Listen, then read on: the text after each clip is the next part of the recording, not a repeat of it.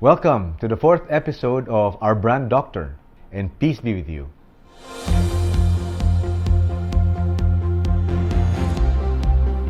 When I took up my BS in Business Administration from the UP in Diliman, it already included a few units in economics, like Economics 101, Microeconomics, or Economics of the Firm, and Macroeconomics, Economics of a Nation. And I think we also had Financial Economics. And then I took up International Economics at the Sophia University in Tokyo, Japan. And then for my postgraduate, I was blessed to have received a scholarship at the Center for Research and Communication, where I took up and earned my Master's of Science in Industrial Economics, which was a unique work and study program. But I learned a whole new school of economics, radically different from what they teach us in undergraduate and even postgraduate school. And I would call it the Asian school, the Eastern school of inclusive economics, not exclusive economics, where everyone, even the poor, get an opportunity to become richer. I learned about the school of inclusive economics from living and working, from studying and traveling throughout Asia Pacific, and I saw unfold before my very eyes the Asian economic miracle, from Japan to Korea to Taiwan to China to Singapore, Brunei, Malaysia, Indonesia, Thailand, and now even Vietnam. They have all overtaken us in total GDP as well as per capita GDP.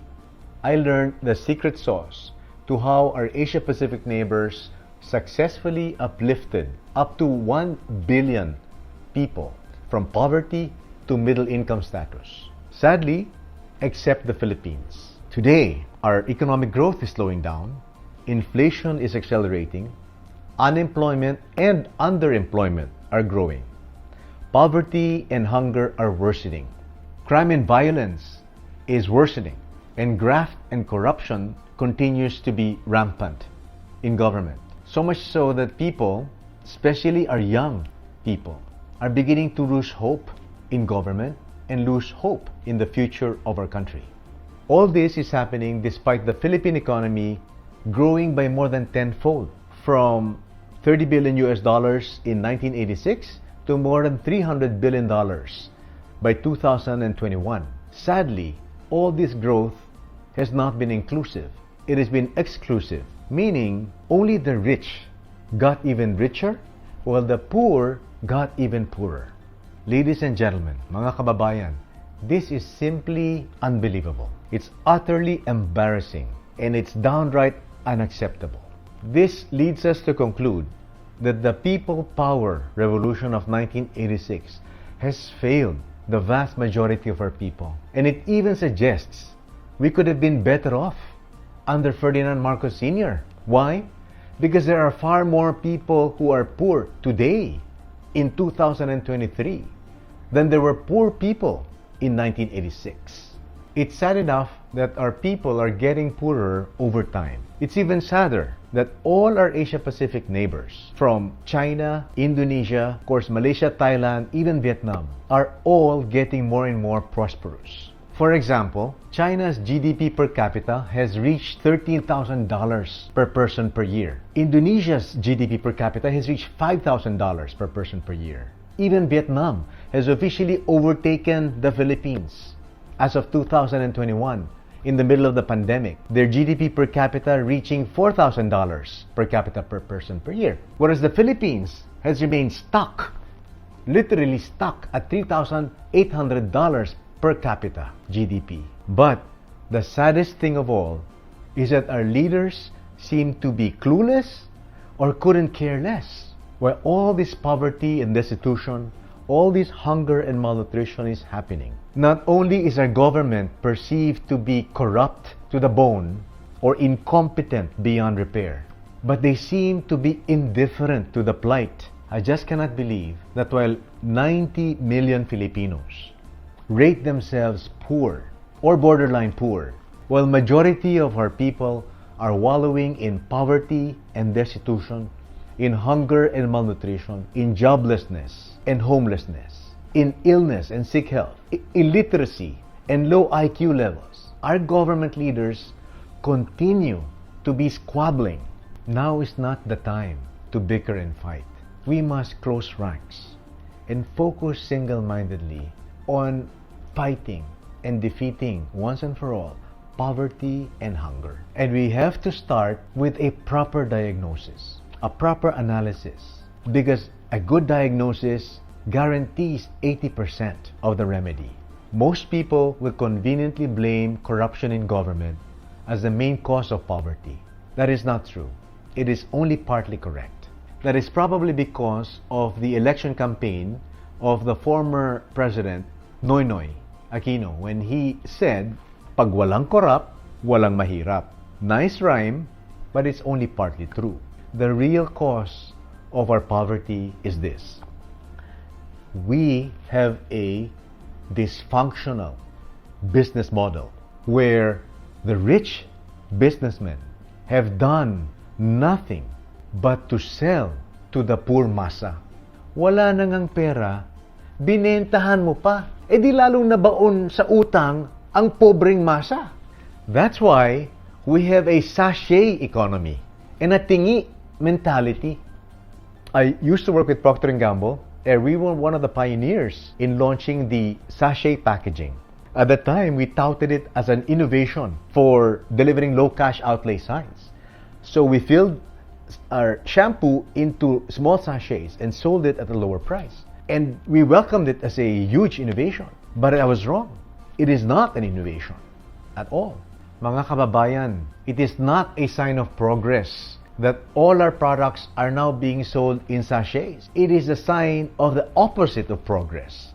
When our poor people can no longer afford to pay for higher packaging. Ngayon po, lahat na po nakasachet. Mga kababayan, this is not a sign of progress. When all our products and all our commodities are now being sold in sachets. Why? Because our people increasingly cannot afford to pay for bigger sizes or better quality products. Noon po, nagsimula kami, shampoo lang ang nasa sachet. Ngayon lahat na po, ang detergent, ang toothpaste, powder, ang sabon, ang dishwashing, ang shoe polish, keso nakasachet, candy, pati po condiments, pampalasa, okay? Pati po ang ating mga drinks, energy drink, cereals, gatas nakasachet na. Ang margarine nakasachet na rin. Hindi na kaya bumili ng mga tabo.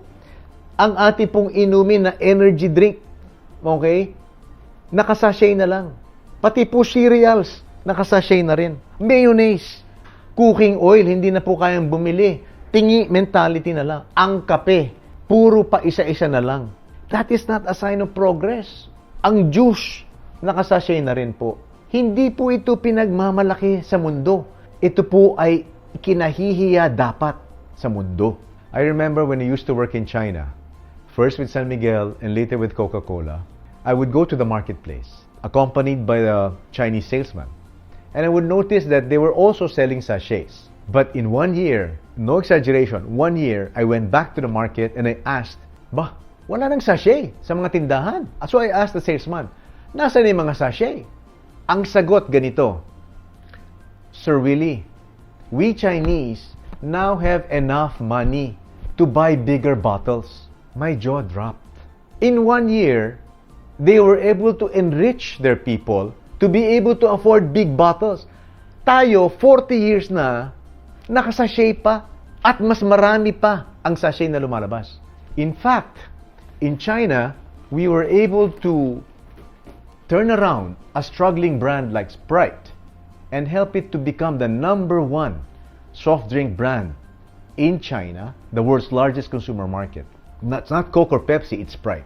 By focusing and promoting the big bottle, the 1.25-liter bottle, as the perfect size for sharing during mealtime occasions. Yan pong iniinom, hindi tubig. Sprite ang iniinom during mealtime sa China. Samantala dito po, sa Pilipinas, paliit ng paliit ang ating mga bote kasi hindi nakakaya makabili ng mga single serve na malalaki. Hindi lang po Sprite, pati ang ating minamahal na Coca-Cola, ganito po ang binibenta. Paano natin inumin? Isang lagok lang to, kulang na kulang po ito. Bakit nga? Kasi nga, kulang ang pangbili ng ating mamamayan. Kulang na nga, bibentahan mo pa. Kawawa naman ang taong bayan, mga kababayan. This is not a sign of progress. It is the opposite of progress. Hindi lang po mga sachet at pati mga soft drinks na paliit ng paliit, pati po ang ating mga ulam. Don't get me wrong. I love these brands. I eat Argentina and I eat Century. Okay? These are my friends. But, again, this is not a sign of progress. To all my friends in business and industry, in economics, in the academe, we have all enriched ourselves at the expense of the poor. We have impoverished the poor. I'm appealing to you, local businessmen, multinationals, the rich. Let us all help enrich the poor. That is the new doctrine for inclusive economic growth. Stop selling to the poor. The poor do not need your sachets or small bottles or small tin cans or even your prepaid loan.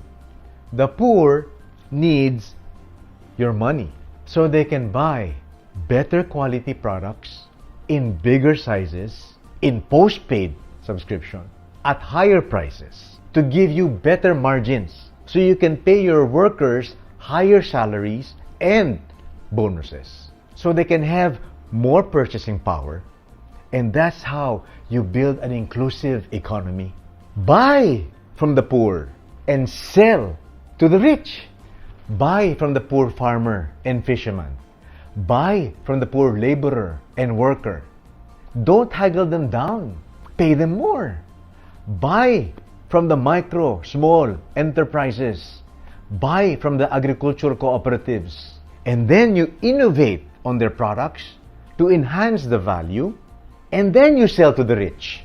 Better yet, if there are not enough rich people in your locality, in your local market, you buy from the local poor and you sell to the global rich. Mga kababayan, China is the world's largest consumer market. Their businessmen did not have to go overseas. But what did Deng Xiaoping say?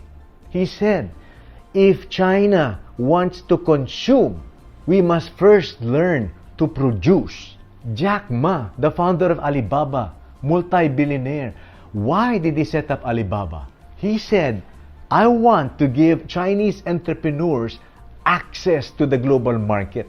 So, they buy from the local Chinese and they sell to the global market. You buy from the local poor, you sell to the global rich.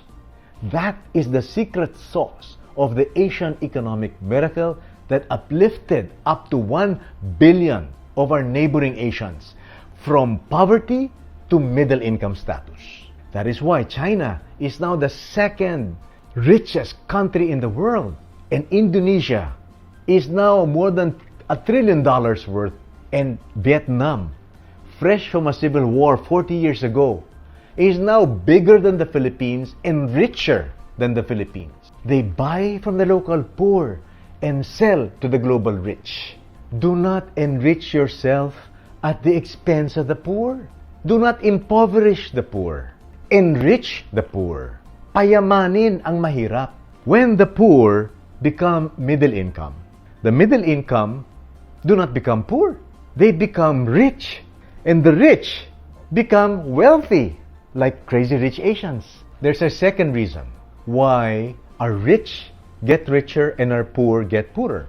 That's because our government, because of incompetence, has privatized all major strategic utilities. Electricity, water, gasoline, telecommunications, internet, broadcast, print media, tollways, expressways, airports, airlines, seaports, subways, mass transit. That was never done by our Asia-Pacific neighbors. In Singapore, for example, it is a government that owns all major utilities, from Singapore Airlines to Changi Airport to the Mass Rapid Transit to the Housing Development Board, even the banks. so they can earn alternative revenue streams instead of raising taxes. And that's why Singaporean citizens pay only 15% of income tax versus our onerous 30%. Think about that for a minute. The Singaporean per capita GDP is more than $100,000 per person per year versus our $3,800 per person per year. But their income tax is 15% versus our 30%. How? Because the government does not have to raise taxes all the time. They have alternative streams of revenue to pay for their infrastructure development, to pay for education, healthcare facilities, military, peace and order, and all other social welfare needs of the government. So if you ask me, in my humble opinion and with all due respect, we should not privatize utilities, but we should professionalize utilities with the same expertise as MVP and RSA, with the same excellence as the Ayala family and the Aboitiz family, and with the same professionalism of the C family and the Gokongwei family. But the ownership of the utilities must remain with government for the benefit and the welfare of the people, not of the rich alone. So to be clear, I would say no to privatization, but yes to professionalization. When the businessmen engage in utilities, that is what enlightened economists would describe as the lowest form of capitalism. They call it rent-seeking capitalism through regulatory capture. It's not the most innovative form of capitalism. It's what the government should do. As usual, like what I've experienced and suffered in distressed companies that have helped to stop the bleeding and turn around, or rejuvenating dying brands. It is the leaders who get offended because they feel alluded to. You cannot imagine the vile and vicious and venomous and vitriolic attacks I have been subjected to because of this advocacy to enrich the poor. I recall telling one prominent entrepreneur that our poverty is rising and the ranks of the poor are swelling. And his response was probably the most callous statement I've ever heard. He said, "Willy, poverty may be rising, but the poor are happy." One of them even said, "Willy, I'm sorry, I cannot endorse your advocacy to enrich the poor." And I asked, "Why not?" He said, "Because my family, my company, would not be where it is today, rich and wealthy, if we did not sell to the poor." And my jaw dropped. And I said, "Precisely, you have enriched yourselves at the expense of the poor." So he unfriended me on Facebook. So allow me to rephrase the famous line of our former President Pinoy Aquino. He said, "Pag walang korap, walang mahirap." Nice rhyme, it's not totally true. Ang tama po ganito, pag walang swapang, walang mahirap. Have you noticed that after 125 years of independence, as one of the oldest democratic republics in Asia Pacific, the Philippines has no world-class brands to be proud of, no world-class products to be proud of. So our rich taipans, our wealthy tycoons, must transform themselves from rent-seeking capitalists in an oligarchy into real, true blue, honest goodness, entrepreneurs who will invent products, who will innovate products for sale, not to the local poor, but to the global rich, to the world market of 8 billion people, which is much bigger than the Philippines and much richer than the Philippines. That is your mission. That's why I guarantee all the rich businessmen, all our taipans, all our tycoons, I guarantee you will become richer, far beyond your imagination, wealthier than crazy rich Asians, if only you will get out of local utilities, paubayan nyo yan sa gobyerno, professionalized, and get into innovations that will resonate with the global market of 8 billion people, that will gain traction in the global market. It's a much richer market. It's a much bigger market than the Philippines. Get out of local utilities and venture overseas. So instead of rent-seeking capitalism through regulatory capture, by owning all the utilities, in my humble opinion and with all due respect, please get into high-grade food production and world-class, not WA-class, world-class quality products and services and market to the world. You must build billion-dollar Filipino brands, not just billion-peso Filipino brands. The whole essence of exports is that the people of one nation make their best quality products and services for the whole world. But instead of exporting world-class products, we exported our world-class people. Thank you very much for joining us in this 4th episode of Our Brand Doctor. Before you go, please don't forget to like, share, and subscribe, and click the bell that will notify you of our next video, where we will talk about the OFW phenomenon. I was an OFW myself, and I look forward to seeing you again on our next video.